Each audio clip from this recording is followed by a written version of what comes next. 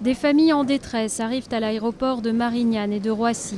L'avion de la compagnie Yemenia avait décollé lundi de Paris. Il a d'abord fait escale à Marseille, puis à Sanaa, au Yémen, où les passagers ont changé d'appareil pour un A310. C'est ce dernier qui a disparu des écrans radars avec 153 passagers à bord à 1h du matin, heure de Paris.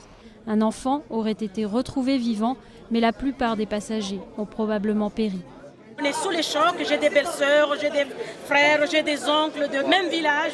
J'ai perdu au moins, je crois, une dizaine de personnes et c'est horrible.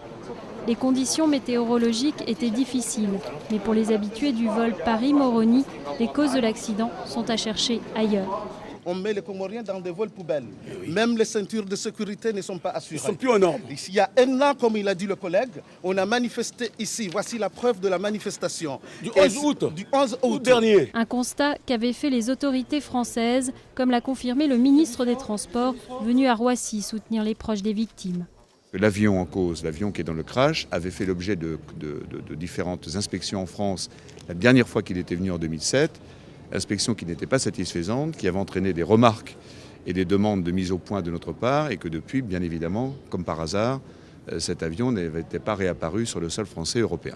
Cet accident arrive un mois à peine après celui du Rio-Paris. Mais pour les experts, les deux drames n'ont rien à voir.